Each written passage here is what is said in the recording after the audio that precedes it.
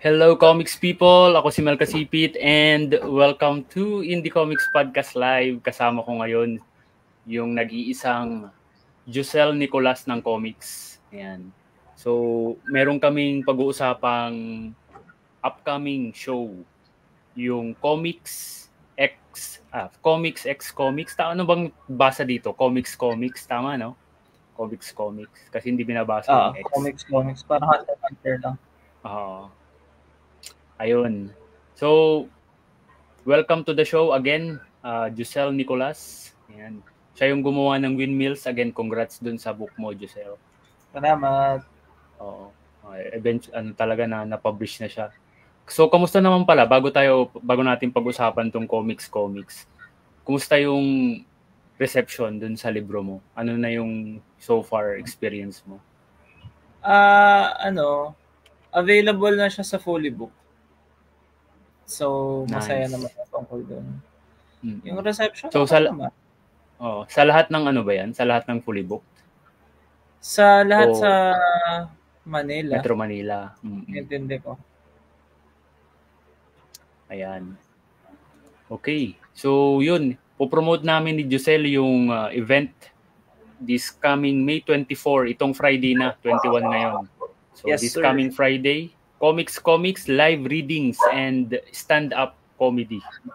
Ayan. So, yung line-up sa comics na letter K, Rob Cham, Apple Santa Maria, Dark Chapel, Chad Digala, mamaya may ka-clarify si Jusel. Tapos sa comics na letter C, Jusel Nicolas, Dex Conche, Marge De Leon, and Jason Gomez. Yan. So, kwentuhan mo naman kami, Jusel, ano yung what this event is about? Bale, yung clarify ko lang kasi si Chad Degala sa comic side siya. Comic side. Sa ano siya sa sa K or sa C? Nasa K side, nasa K side siya dapat. Hindi, tama pala, nagkamali ako ng tingin. Nalilito ako. So tama lahat tong K side magbabasa ng comics to a live audience. May projector, ipapakita yung gawa nila. Si Rob, ang i-play nila is Light. Sila ni Apple Santa Maria may collab sa Light. Si Apple Santa Maria may babasahin siyang comics na yung mga nakakatawa ng comics. Si Dark Chapel, babasahin niya yung bago niyang comics, Wannabe, yung superhero na tribute niya kay Akira Toriyama. Tapos si Chad Degala, babasahin niya yung comics niya tungkol sa I literally carry my shit around, tungkol sa pagkakaroon niya ng amal bag, which is container ng dumi pag nagkasakit ka.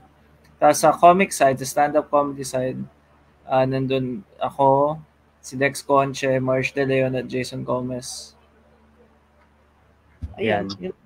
Paano to nabuo, Jusel? Paano siya nabuo na concept na may comics na letter K na magko-comics reading at na combination ng mga stand-up comedians naman? Ano yung paano siya nag-uusap-usap kayo tapos tara mag-comics reading tapos comedians, subukan natin, ganun? Dati kasi nag-live comics reading sila, Rob, yung reading comics sa unang marathon, kung tandaan niyo yun. Tapos nag-start ako mag-stand-up around that time din, mga maybe earlier siguro.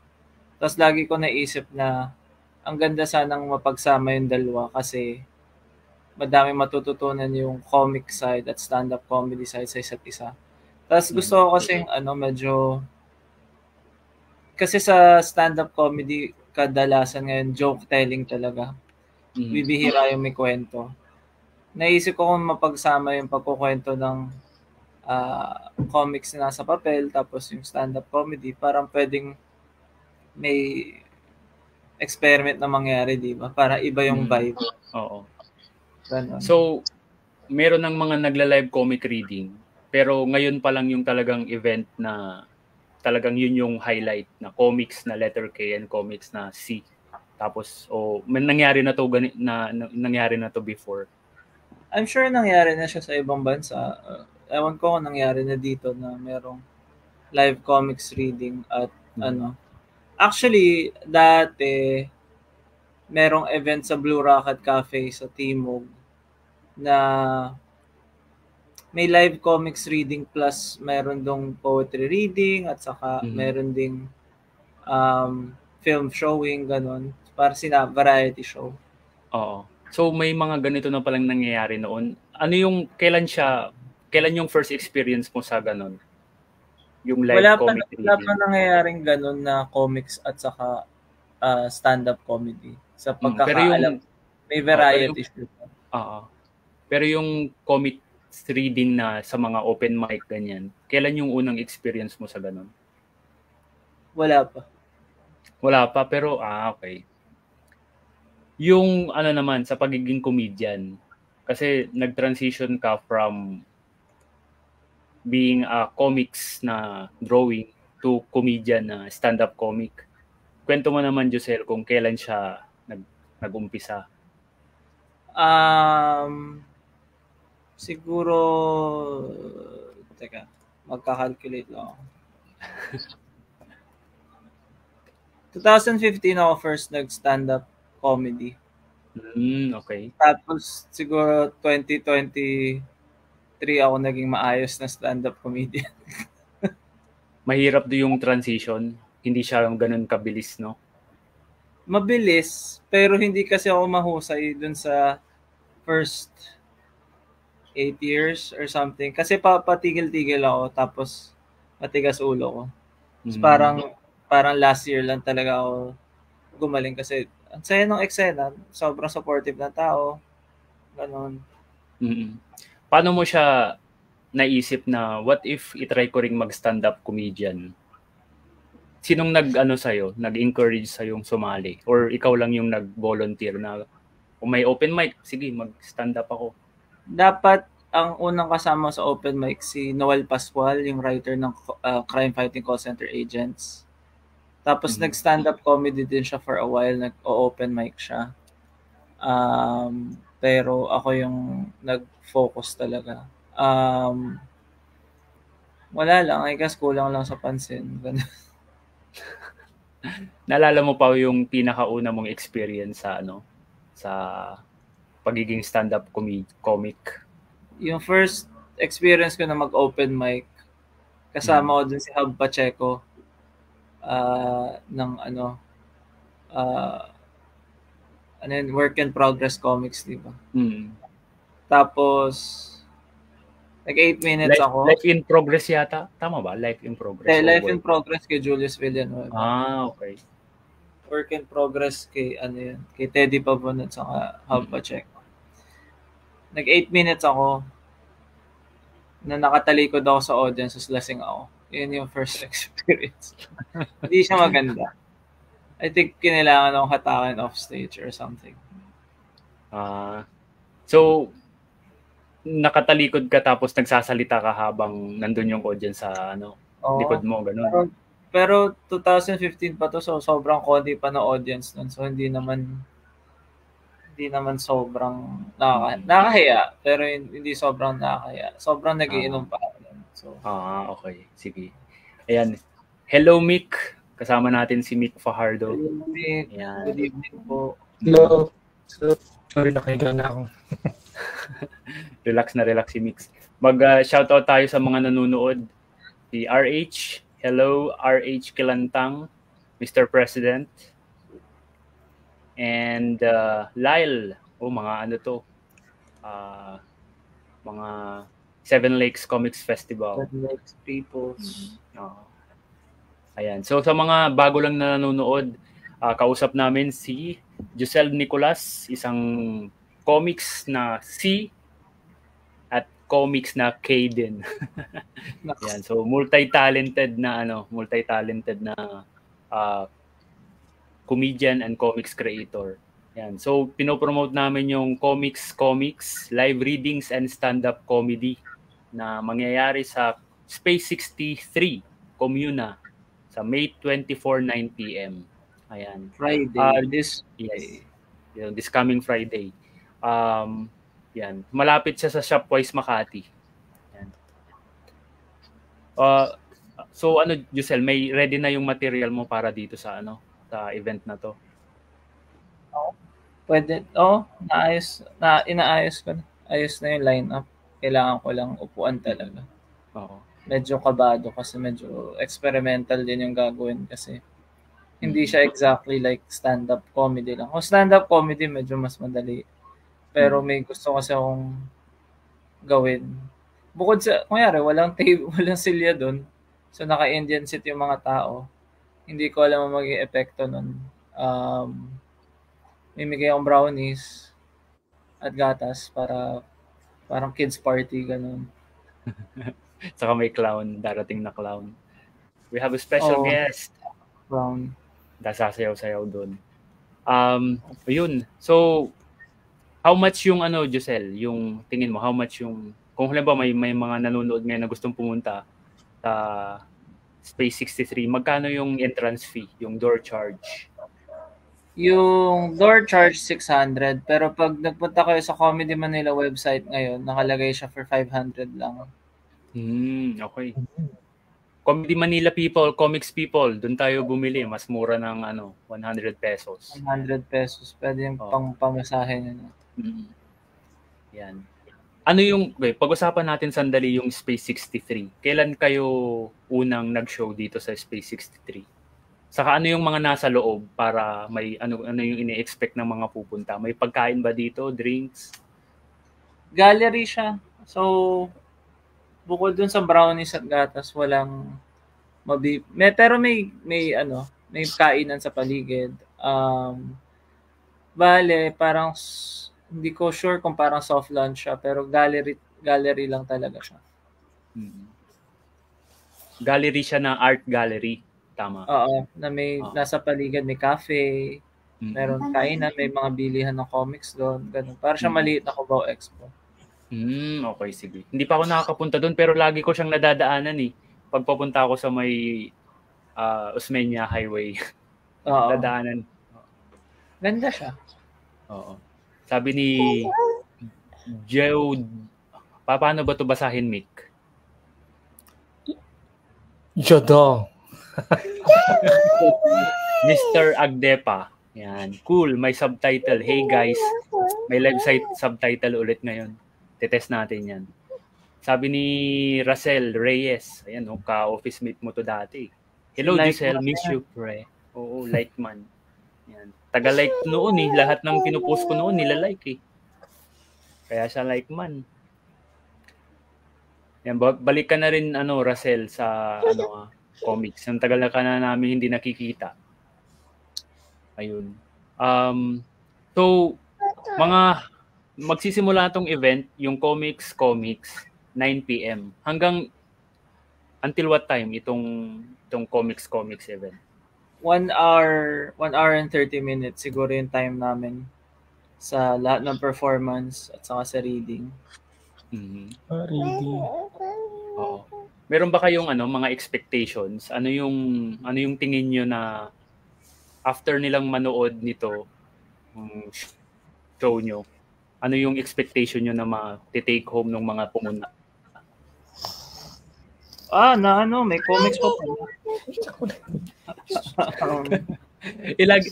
Pag comics convention, ganun din eh. May ganyan. Isang beses, nagbebenta kami sa Ali Mall. Nagbebenta ako doon ng hiwaga. Tapos may lalaki na matanda. Magkano to? Excited siyang bumili. Tapos sinabi ko yung presyo ko, 300. Tapos biglang binaba niya mabilis. Tapos tumakbo siya. So, okay. Nakagets ko naman. Ganun yung reaction. Horror kasi yung comics mo, kaya natakot eh. Hindi yung sa presyo siya natakot. Natakot siya kasi horror yung comics. Ba't siya tumakbo nung sinabi ko yung presyo? Kasi natakot siya na horror para to. Ayun. So may comics na comics people na nanonood, meron pang comics. Yung mga audience naman ng IKP alam na nila yan eh. Pero para sa mga yung sa mga events na sa nung recently concluded na Seven Lakes Comics Festival. Yan. Kumusta naman doon, Josel? Ano yung reaction nyo na maraming pumunta doon sa event? As one of the organizer. Masaya. Ako, masaya ako sa event. Nag-reading din doon si Sila RD, di ba? RD. Tapos, kumusta yung ano nyo? Di ba nag-workshop kayo doon, maganda di ba? naman yung reaction. Para hindi pa kami nagdi-debriefing ng mga tao. Nakakatawa nga wala kami litrato magkakasamang organizer. Nakalimutan namin. Pero meron kayong cartoon portrait, illustrated portrait na magkakasama. Oo. Yun yung mas importante. Ayan. Hello, Scott. Anong masasabi mo sa comics ng panahon ngayon, Scott? Meron ka bang ano? Ano? Nagigets ko naman. Tama naman yung sinabi mo, Scott. Ayaw pang matulog. Buhay na buhay talaga ang comics, Scott. Tama ka. May tanong pala ako dito sa event. Go. Paano ba? Ano sa tingin niyo parang magiging expectation siguro ng crowd? Parang are you gonna introduce ba yung comics sa kanila or parang yung state lang nung current na natin?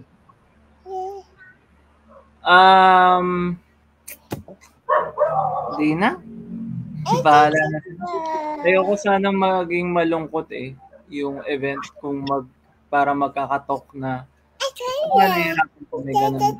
Talaga sana comedy show siya, first and foremost. Walang diss gano'n, no? Walang parang, comics, ganyan. Or may expectations na baka meron sa audience na magagana, patay ng comics yan.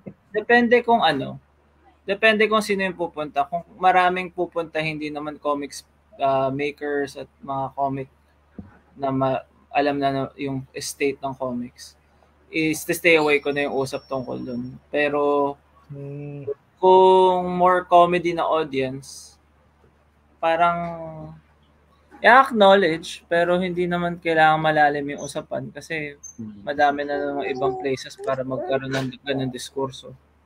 So, hindi ko masyado, ang interest ko talaga is gumawa ng tight na show na 1 hour so mahaba, ganun na hindi masyado mahaba yung feeling. Kasi yung feeling ko, usually yung feeling ko pag comics reading kasi ang haba. Kapag panay comics lang. So, iniisip ko paano pagsamahin ko itong dalawa kung parang magiging mas maikli, mas entertaining, ganun. So, itong show na to, Josel, pinitch nyo ito sa Comedy Manila? Oo. Pinitch ko kay GB at saka una pinitch ko muna kay Rob, tapos sabi ko pwede tayo mag-tie up sa Comedy Manila. Tapos kinausap ko si GB, super supportive si GB Labrador. Puntahan niyo yung show niya, may show din siya sa May 24 sa Wicked Dogs ba? Sayang nga hindi siya makapunta. Sobrang supportive niya sa mga shows, lagi nanonood yan.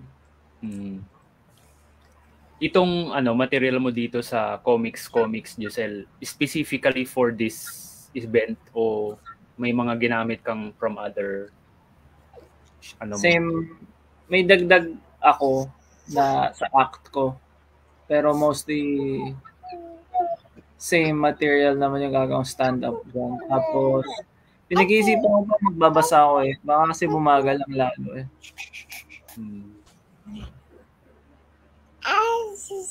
So sino yung mauuna dito sa show?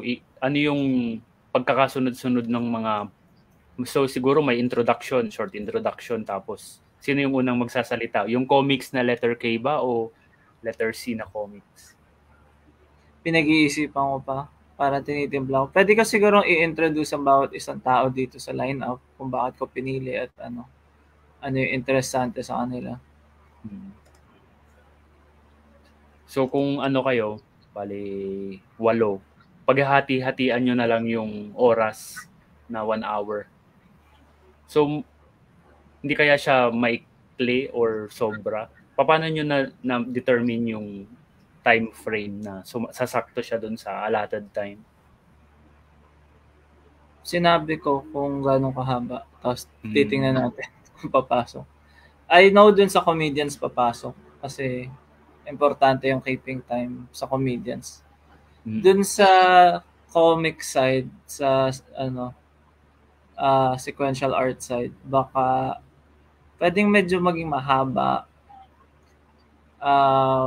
Pero sana mag-keep time. Yun yung hindi ko pa masyado matansya. Kasi kapag sa stand-up comedy, nag-open mic ka, sobrang importante ng time. Meron kang 5 minutes, meron kang 3 minutes, meron kang 7, meron kang 10. So, pag sinabi sa'yo 10, hindi ka pwedeng lumampas. Sinabi sa'yo 5, hindi ka pwedeng lumampas. So, sigurado ako dun sa side na yun. Sa live comics reading, sobrang bihira mangyari. So, sa tunay lang, yung mga kinuha ko, si Ched nag-perform na yan sa Makati, merong storytelling gig. So, sure ko yun. Si Chapel nag-perform na yan sa maraming comics reading. Saka si Rob at saka si Apple, sila yung gumawa niyan. Pero yun, nagbigay ako ng allotment ng time. So, sana masunod, ganun. Kung hindi na, ano din naman less strict naman to than a comedy show na normal Sa bagay. May comment si Mark Rosario. Big fan of local comics and Comedy Manila. Nice to see this type of event, sabi. Salamat. Oo. Sige Mark, punta ka na dito sa Manila. Nasa ano ngayon Cebu. Ay, okay.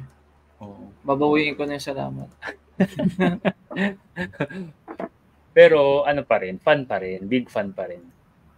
Ayan. Pa-share. So, share natin tong event para mas dumami yung mga ganitong event kasi anything na magpo-promote sa comics na sequential art and comics na comedians, yan, masaya yan. So kung gusto nyong sumaya, punta kayo dito sa mga events na to. Kung halimbawa, Josel, merong person na mag-approach sa'yo tapos hihingi ng advice sa comics na sequential art at sa comics na comedian side, ano yung maibibigay mong advice sa sequential art na comics? Gawa ka na maikli. Huwag ka gumawa na mahaba. Para ba yung magbibigay akong basketball metaphor, hindi ako nagba-basketball. Kung hindi ka natutuwa mag-dribble sa basketball, paano ka matutuwa maglaro ng buong game? So, kung hindi ka natutuwa gumawa ng 4-panel na comic strip, paano ka matutuwa kapag gumawa ka ng epico? So, yun yung usually unang mali ng tao. Gusto ko ganito kahaba, ganun. Wala ka pa nga nagagawa . So, pahihirapan mo sarili mo.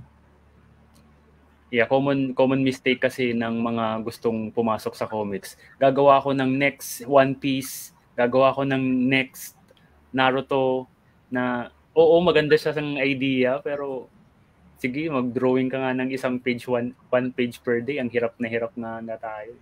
Wala kasing trabaho dito na masusuportahan yung paggawa ng epic. Kaya siya, pero kailangang doble disiplinado ka at mas wais sa yung time, magaling magsulat, ganun. Ang dami ko nababasang comics na yung first issue sobrang sabik magkaroon ng second issue. Panay set up. Ganun. Pero hindi na niyayari yung second issue. Well, may mga tumutuloy naman pero madalas hindi na nasusundan. Yan. Doon naman sa comics na letter C, yung comedians naman. Kung halimbawa may nanonood na komikero and si Josel nagko-comics, parang si Reginald Kira. Fan talaga ako nito ni Sir Josel, komedyante, komikero Yan. So anong ma-advise mo kay Reginald Kira na gusto ring na idol ka at baka gusto niyang maging komedyante? Kakilala ko. Kung advice sa stand-up comedy, magsulat ka ng joke. Importanteng meron kang intro joke, which is isang joke na kaya mo sabihin in 3 seconds or 4. Basta makuha yung attention ng tao within 3 seconds, tapos may punchline na sa 4th second. Yun yung nag-prove sa tao pag nag-open mic ka na, nakakatawa siya. Tapos kailangan mo ng isang pangalawang joke na maikli din para ma-prove mo sa kanila na kaya niya ulitin magpatawa. Tapos doon ka magsa-start. Mamaya mo na isipin lahat ng iba. Pero, kasi so very crucial. Very crucial yung first few seconds. May sinasabing ang haba-haba. Parang kung interpret ko yun sa normal conversation, biglang may lumapit sa'yo tapos nagkwento tungkol sa kanyang titi for like 4 minutes. Tapos parang, hindi kita kilala, layuan mo ako. Hindi ako invested sa'yo sa person. So, yan, ganun pa rin. Parang sa comics, kailangan gumawa ng something short na matutuwa ka at matutuwa yung audience, tapos minimal yung kahihiyan ninyo sa isa't isa. Ganun. Ayun. Very good advice. Yan, natututo tayo. So kung gusto nyo maging komedyante, kailangan marunong kayong, kailangan nyo ng intro joke and yung second joke nyo nakakatawa din dapat. Para ma-prove nyo sa mga nanonood. Lalo na kapag hindi ka pa kilala, di ba? So sino ba tong umakyat na to? Kasi yung ibang mga, di ba, pumupunta sa comedy bars, ganyan, mga shows. Kilala na nila yung komedyante, so naka-condition na silang matatawa talaga sila eh. So kapag bago ka pa lang, nasubukan mo na ba yun? Yung mauuna ka, tapos hindi pa nasa mood of laughing yung mga tao, tapos nahirapan kang patawanin yung mga Hirap nun. Hirap magtawag ng cold open. Nakadiskaril yun kasi mahirap. Ganun. Bukod pa sa medyo weird naman yung dating ko. So, pagpasok ko, minsan para, tayo na sino to. Hirap nun. Pero masaya siya kasi nahahasa ka sa performance at sa pagsasaulo. Ganun. May tanong din ako. Meron ka na ba naging parang joke na parang ine-expect mo na parang pag dineliver ko to sure ball na may alam mo na nabebenta or papatok sa crowd, pero it turns out parang bomba. Parang gano'n. Lagi, all the time. Ang maganda sa stand-up kasi it's built on failure. Hindi ka magkakaroon ng magandang joke kung hindi ka bobomba talaga. Minsan, kahit madami ka na okay na joke, di ba? Kasi yung first 2 jokes, para pang setup yun, para makapagsulat ka na mas mahabang joke, di ba?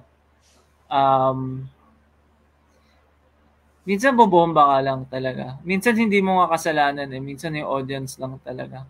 Pero hindi mo dapat isipin yun. Pero, yun nga, minsan, magjo-joke ka, tapos may nag-uurong ng pinggan, di ba? May bagong dumating, nag-order. Minsan, galit sa'yo yung tao for no reason, ganun. Hindi gusto vibes mo.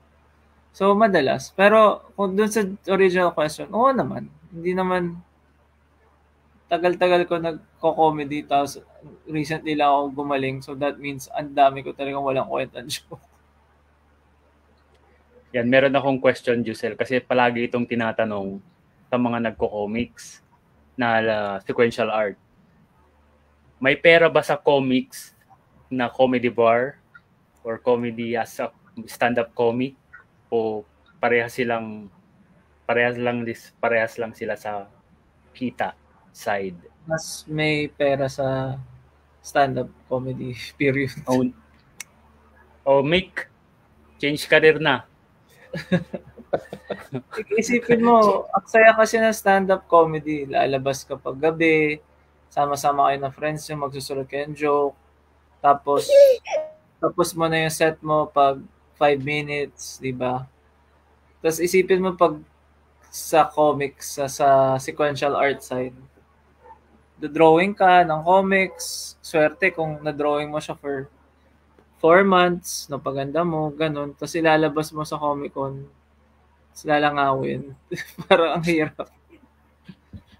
So, yung time na ginugol mo, compared sa time na pag nilabas mo, walang tapat kung in terms of ratio, kumbaga, ng work to output ratio. Pero, hindi naman natin ginagawa yung comics kasi madali siya, di ba? Yata. Yung nung nag-comics ako, ang pinakauna kong talagang goal is to yung parang may share ko yung stories na ginawa ko sa ibang tao eh. Oo. Yun yung pinaka-goal ko talaga. Yung kita, hindi naman siya masyadong priority. Noon. Ngayon at least makabawi sa table.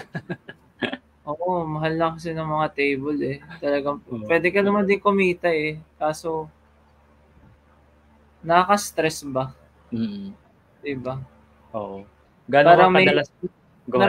Naramdaman nyo ba yun kapag nasa convention kayo tapos nararamdaman yung energy ng tao na lahat gustong kailangan makabawi?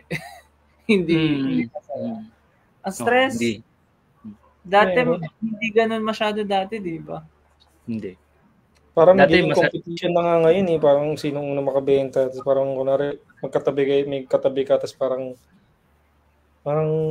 ba't dito bumabenta? Sa akin, hindi. Parang may mga gano'n na minsan pag-desperate ka. Oo, tapos may isip mo, mas in-effortan ko tong gawa ko eh. Ang tagal-tagal kong ginawa. May competition na may ano na eh. Lalo na kung desperate, ano na rin yung naghahabol ka talaga ng benta nga. Ang hirap parang nagsusugal yung mga tao.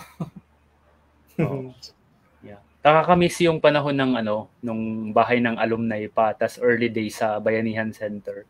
Yung after ng event, magsaswap pa kayo ng comics kasi para hindi ka na bumili, swap na lang tayo ng comics natin.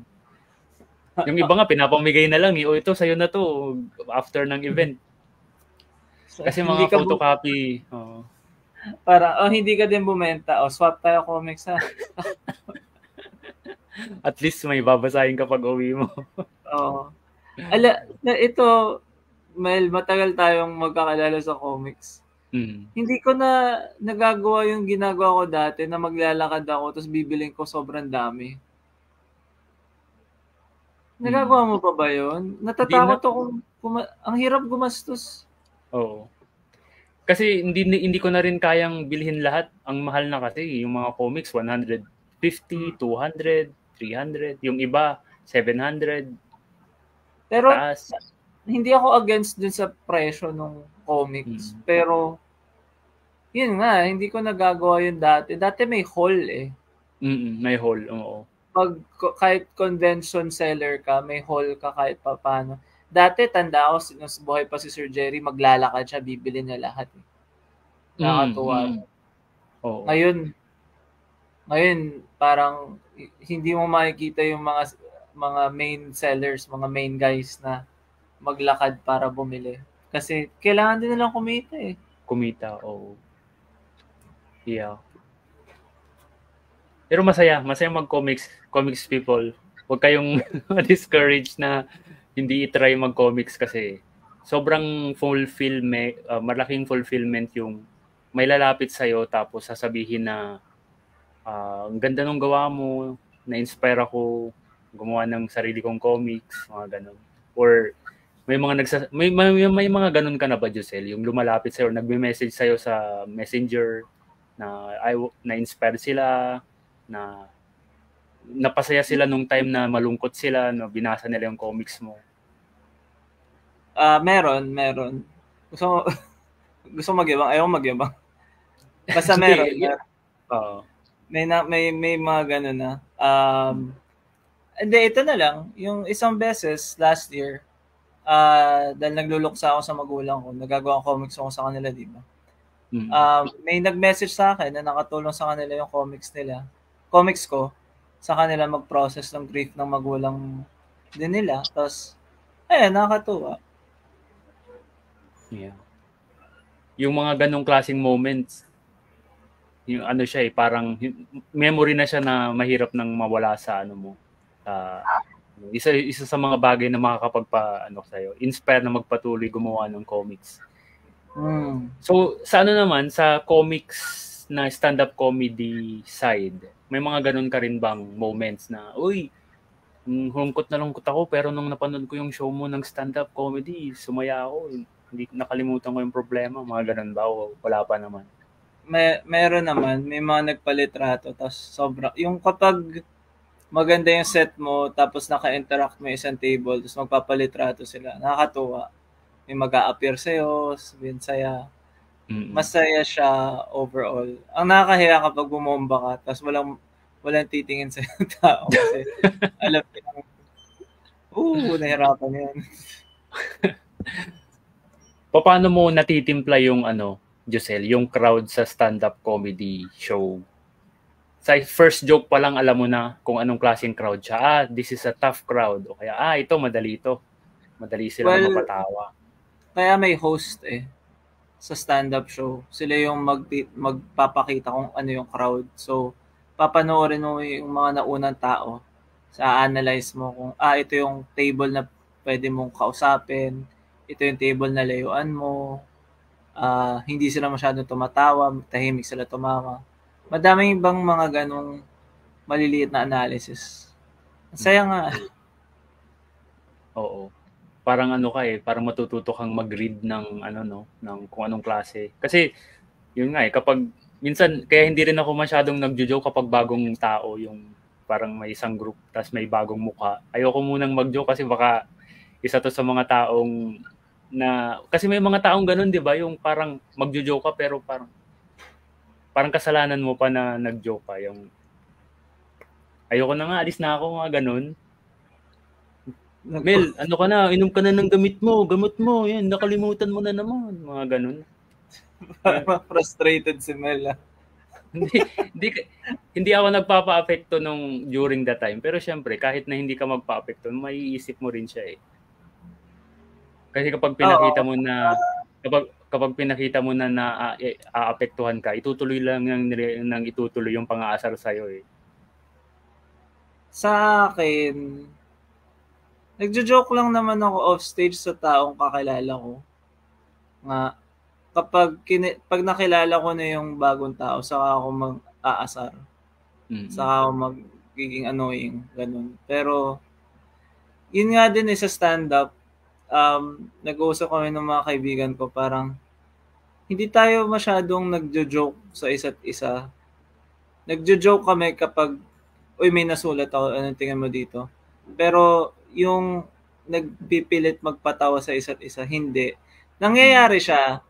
Maglalaro kami video games, nagsisigawan kami. Natural. Pero yung may ibang tao na super gustong mag-joke kasi stand-up ka. Tapos minsan hindi nakakatawa yung joke. Kaya mapapatingin ka lang, parang ayaw mo maging rude. Parang, oo nga, ganun. Pero yung rules is pag kilala mo na yung tao, yun na yung best na mag-joke. May tanong si Lyle. May sample joke po ba kayo? Ayoko. Kilala ko si Lyle. Hindi uubra yan sa akin, Lyle. Manood ka ng show. Oo, manood ka sa May 24, 9 p.m. Space 63, Comuna. Yan, sa Makati. Yun madalas nangyayari yan. Yung, sige nga, mag-joke ka nga, sample dyan. Parang yun yung version sa stand-up, sa drawing. Sige nga, i-drawing mo ako. Parang ayoko. Ayoko i-drawing. Hindi siya. Napapaisip nga ako Okay. So, kapag may makilala akong piloto ng eroplano, sige nga, magpalipad ka nga ng eroplano. Sige nga. O kaya tendera ng mga kumot. Sige nga, bentahan mo nga ako ng kumot. Hindi naman ginaganon yung mga yun, Oo. Yun. So again, everyone, comics people, yan, pinopromote namin yung show sa mga bago pa lang nanonood. Comics. Yan, with the K and with the C, live readings and stand-up comedy sa May 24, 9 p.m. Space 63, Comuna, Makati. Yan. Yung line-up, si Rob Cham, Apple Santa Maria, Dark Chapel, Ched Digala.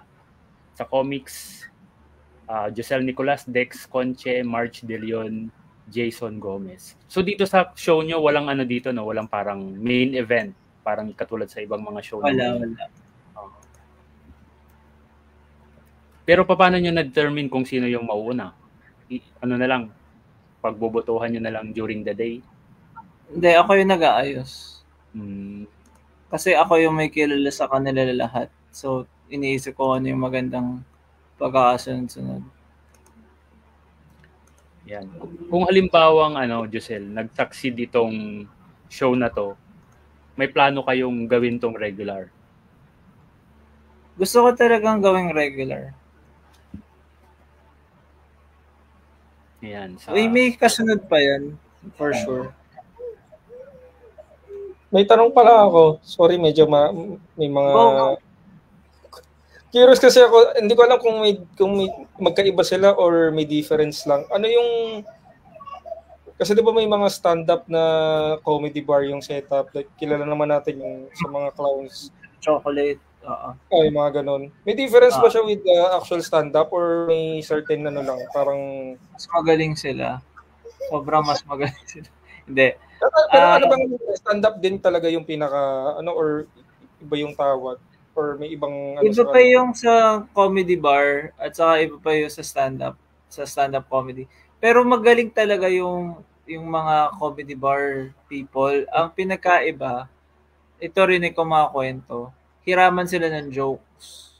Wala silang kultura na, sinulat ko yan. Pag may ginawa kang maganda, gagamitin nila yung joke mo. Tapos, yun nga, nakakalungkot kasi parang kwento to sa akin na sila mismo hindi nila nakikita yung ginagawa nila sa art. Parang, ang galing yung mag-crowd work pag kinakausap yung audience. Ang galing nun. Sobrang galing ng skill na makapagpatawa ng tao ng simple lang. Wala kang sinusulat. Ganun. So, sana nga magkaroon ng meeting na yung mga comedy bar gays, ganun magsama at kasama ng stand-up comedy. Kasi wala siguro kami kung wala sila. Parang gano'n. Magaling talaga. Yun yung first experience ko sa live na show. Dinala ko ng kapatid ko sa Zirco nung birthday ko, nung 18th birthday ko. Kasi fan ako ng stand-up comedy. Tapos na natapos yung show, tuwan-tuwa ako, ang ganda. Pero pagkatapos ng show, parang naisip ko, I guess walang stand-up comedy sa Pilipinas. Like, wala pa. Pero looking back, sobrang galing Ibang level ng skill Actually, yung iba pang mga kwento, tungkol naman to sa drug show. Parang, may mga friends ako nakukuha sila sa mga variety show, parang barangay or sa mall. Tapos, kailangan nilang mag-go after ng isang drug performer na sumasayaw, kumakanta, nagjo-jokes. Tapos pagkatapos ng sobrang babomba ka na lang kasi ano ba ang tapat mo dun? Triple threat? Anong kwento? Joke ka, bigla. Galing lang Yan. Kakaibang din First time kong ma-experience yung comedy bar nung first time kong mapunta. Probinsyano ako galing sa Pangasinan. Pagdating ko dito sa Manila, nagtrabaho ako sa call center. Tapos after ng training, nagyaya silang pumunta sa comedy bar. Wala akong kaka-idea kung ano yung meron doon. So pumunta kami sa Laugh Line. Tapos ang highlight doon si Vice Ganda. Si Vice. Ang galing daw na. Sobrang, like yung friend ko, yung roommate ko, yun yung first experience niya yata sa stand-up. Si Vice Ganda, nagpunta sa school nila sa Pangasinan. Tapos sobra siya nagde-destroy. Yung yung humor niya, at the time, nung napanood ko siya sa Lifeline, ang nilalait niya yung sarili niya. Parang ganun yata yung talaga, yung parang Kasi yung mga nauna sa kanya, ang ginagawa, pinagtitripan yung mga pinapapunta sa stage. Kaya mahirap yung nasa harap ka Kasi ikaw yung ikaw yung mapagtitripan nung kung sino man yung comedian na nasa stage. Ganun Kasi kailangan ang bilis mong mag-isip. Sino yung mga Josel? Sige, Mick. Hindi, lang din. Yung additional lang din.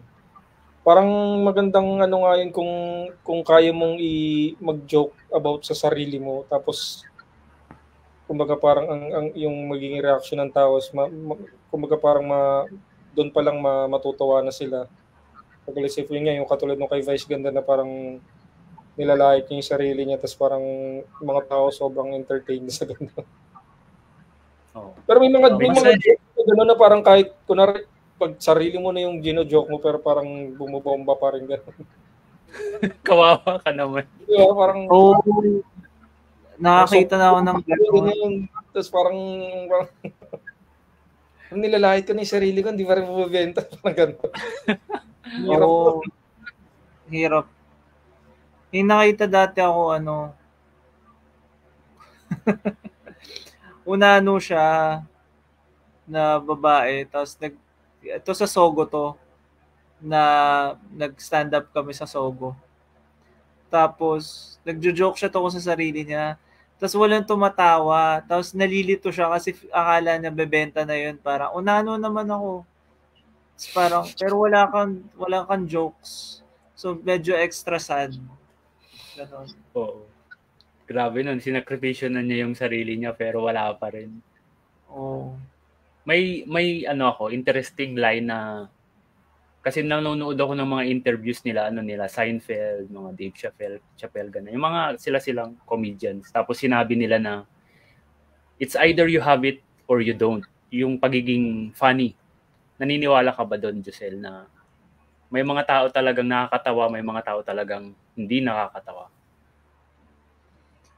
Pwede siyang aralin, pero putya, pag nangyari si Nonong Balinan, nung una ko siya nakita mag-perform, talagang he's got it Sobrang iba yung level ng natural, tapos iba yung level ng inaral. Kaya naman aralin lahat yan. At saka sa punot dulo naman, sa pagsusulat yan Kasi pwedeng, actually hindi din pagsusulat. Madami ding bulok magsulat pero sobrang galing. Pero mag-deliver, no? Deliver, oo. Laking bagay. At saka yung hindi ka matitinag on stage. Mm-hmm. Galing nun. May mga taong tapang lang. Oh. Saka kasi, hirap i-control yung energy, kumbaga. Ako madali akong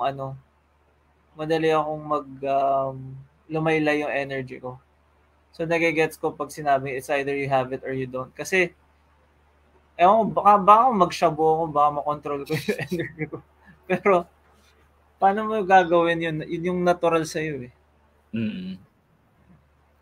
May time ba, Josel, na wala ka sa mood? Pero hindi naman nakakatawa si Seinfeld I mean, hindi siya natural na nakakatawa Dinaan niya lahat yun sa sulat.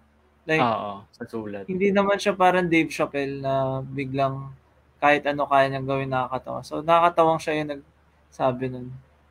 Kasi obviously, inaral niya lang maging nakakatawang komedyante. Oo. Yeah. May comment si... Ay, sorry, sige, Mike. Sige, ikaw muna, Mike. Hindi, na-curious lang ako. Yung mga... Kunwari, may mga joke na tingin mo original. Kumbaga, ano ba yun? Parang nagmamatter ba na parang may kukuha ng joke mo or okay lang na, alam mo yun, depende na lang talaga sa delivery. Kasi meron ako mga napapanood minsan na parang nagagalit siya sa isang comedian na kesyo ninako yung joke kanyan. Parang nagmamatter ba na gano'n original dapat or okay lang? Diba yung sa side naman ng comedy bar comedian like si Vice, diba? Naghihiraman sila ng joke. Tapos parang parang iniiba na lang yung delivery. Tapos merong iba nga na parang nagagalit nga pag nananakaw yung joke na yan. May ba yun? Paano bang perspective mo sa ganung about recycling? Depende sa joke.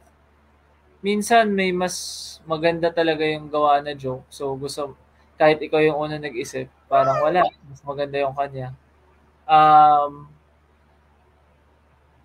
Di naman siya dapat ganun kalaking bagay.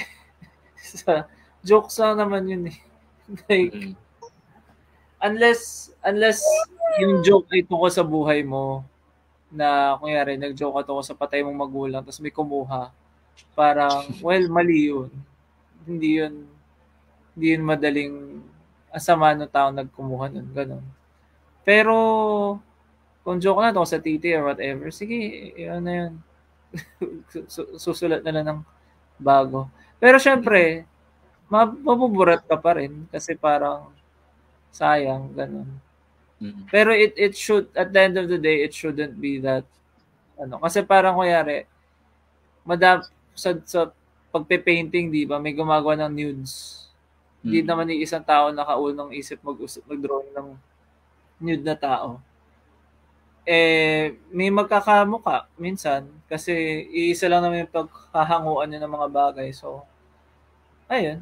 Yun lang. Yung yung pag-iisip kasi ng joke, parang ano siya sobrang, halimbawa kung mag-iisip ka talaga ng original na joke, masyado siyang personal. So, minsan may mga naiisip kang joke. What if may mga naisip kang joke pero naisip na pala noon ng ibang mga comedians? Nang hindi naman sila, alam mo yun, hindi naman siya sinasadyang ginaya, pero nagkapareho. Parallel thinking yung tawag doon. Hindi mo gagawin yung joke kasi may pride ka sa gawa mo. Kung may nauna na, okay, hindi ko gagawin. Oo. Pero kapag halimbawa na-deliver mo na, tapos sobrang hit siya, tapos may nagsabi na sa'yo na, ay, ginoke na yan ni Mick, ganyan. So, yan, next time, hindi mo na siya gagamitin, ganun. Ako bibitawan. Kasi may pride ako sa ginagawa ko. So, bibitawan ko. Pwede naman mag-isip ng bago. Pwede ako mag-hanap na iba. Nangyari na yun sa akin. So, gets naman. So, okay lang. Ganun. Nakainis. Paano kaya kung nag-joke ka na ikaw yung original na nag-joke, tapos bumomba, tapos kinuha yung joke mo na yun, tapos yun yung bumenta sa ibang comedian. Diba? Yun yung mas nakakaasar sa tingin ko. Pumini na ako sa akin joke, tapos ginawa nila, sana yung dead parents joke. Para para kailangan patay din yung magulang nila. Para walang... Ibibigay ko yung joke na yun kung magkaparehas kami ng willing. Sige, mas bagay siya. Minsan nagbibigayan kami ng jokes pag nagsusulat. Sabi, iyon na yan. Ganon. Kinikredit nyo yun, Josel? Na galing to kay Kasi pag nag-start ka sa comedy, ideally, meron kang writing partner, may comedy writing partner ka. Tapos kayo nagbabounce ng jokes. Pag gumagaling ka na, madami ka ng kabounce ng jokes. Hindi na naman kailangan i-credit. Basta't yung premise, yung mismong main idea galing sa iyo. Yung mga maliliit na tags, okay na yun. Ayun. May comment dito si AJ. Pili ka ng isa. Comics comedy stickers. Nakatawa yung litrato ni AJ, may banderita siya sa ulo tapos ang miserable niya. Yan yung comedy. Yan ang tutulog siya comedy. Piliin ko si AJ. Si AJ. AJ forever. Tama. Yan. Sabi ni Mr. Agdepa, believe ako sa nagka-crowd work. Bilis mag-isip, sabi niya. Yun yung about topic natin kanina. So, kailangan as a comedian na nasa backstage, papanoorin mo yung crowd kung paano sila nagre-react doon sa nagka-crowd work. Kung hindi ka pa sobrang galing, may iba naman magaling kahit cold pumasok, panalo pa rin So, yan. So with that, Josel, sino yung mga nilulook up mong comedians na shit, ang galing nitong comedian na to? Gusto kong maging katulad niya in the future. Si Mark Maron, si Tig Notaro, Brian Simpson, at Mitch Hedberg siguro. May ka ba, Josel, parang dream ka na makapag-world tour sa comedy, or may mga ganun ka ba, or dito ka muna sa local, tas let's see how it goes, lang ganun? Meron. Gusto ko sana translatable naman yung jokes kahit pa paano. Mayroon. Ayan. May tanong dito sino yung nagtanong kanina? Hindi ko pa natanong to eh. Anong masasabi mo kay Jokoy daw? Kasi di ba may issue before kay Jokoy? Mayroon ka bang masasabi about Jokoy? Gusto mo ba siya sa comedian or ayaw mo siya kanya kasi galit yung ibang mga comedians kay Jokoy? Salbahe daw siya sa mga local eh. So, yun yung alam kong bad trip sa kanya. Like, sinisiraan niya yung mga nag-open para sa kanya. So, buti nga. Ang hirap na, no? Magiging kontrabida ka sa mga katulad mong comedian sa sarili mong Hindi okay sa yung nga eh, pabida ka sa lahi mo pero sinisiraan mo yung ibang kasama sa lahi. Okay lang naman kung bumomba talaga eh, pero alam ko hindi eh. Tapos medyo ewan ko, bullshit. May sinulat ang article sa kanya eh, sa Esquire. Nailabas ko. Okay. I think yung masyadong okay naman daw yung hosting niya. I think masyadong focus ng tao na kung maganda ba yung hosting or not. Eh hindi naman yung nature ng pag-host hindi ka bida. Host ka lang. I guess yung pangit dun kay Jokoy sa nangyari is sinisi na yung writers niya. Parang chicken shit siya. Dapat ano eh, kung bumomba ka, ikaw may kasalanan. Wala kang magagawa eh. Parang dapat may pride ka sa sarili mo sa ewan. At the moment, Giselle, ito at the moment. Ito, last question na, Giselle. Kasi magwa 1 hour na tayo. Ano yung, paano mo hinahati yung oras mo sa comics na sequential art at sa comics na stand-up comedy? Ngayon ba mas naglilin towards ka sa being a comedian or sinisingit mo pa rin yung comics na sequential art? Mas nagko-comics ako lately. Tapos parang ano eh, every other month siguro focus sa comedy and then balik sa comics. Ganon. Medyo mahirap mag-balance. Pero ayun, just last month naka-focus ako sa comics dahil nung 7 Lakes. Tapos okay naman. Saya. Ayun. Okay, Mick, meron ka pa bang pahabol na tanong bago tayo mag-end? Ano pa ba? I think okay na. Salamat. Interesting questions. Oo. Si Scott, may masasabi ba si Scott? Ay, mo pa Go to sleep. Go to sleep, Scott. Ayan. Yan, so comics people, everyone, yan, punta kayo sa Comics live readings and stand-up comedy. Yan ang lineup sa sequential art na comics, Rob Chang, Apple Santa Maria, Dark Chapel, Ched Digala. Sa comics na comedians, Giselle Nicolas, Dex Conche, Marge De Leon, Jason Gomez. May 24 this coming Friday, 9 p.m. Space 63 Comuna sa Makati sa Makati.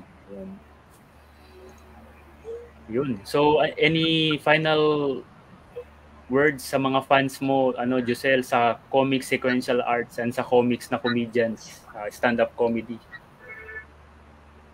Bumili kayo ng ticket sa Comedy Manila. Bilhin nyo lahat, kahit hindi kayo umattend. Ubusin yung tickets.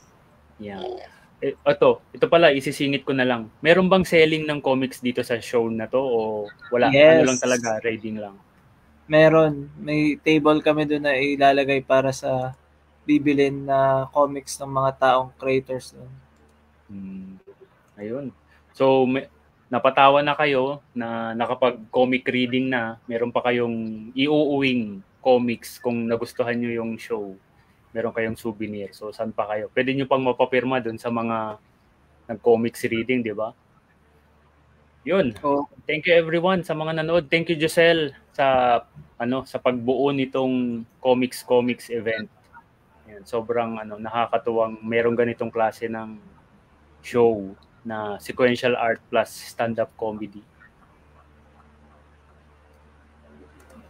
Yan. So, sa mga comics people, sorry. Go ahead. Hindi, sorry. Akala ko.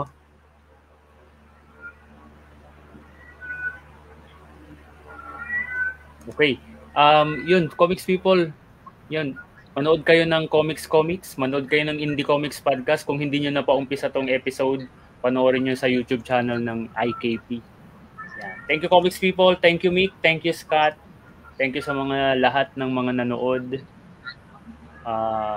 Thank you, Ria Angelo. Ano pong chismis? Wala kaming pinag-usapang chismis. Yan. See you next time. Bye-bye.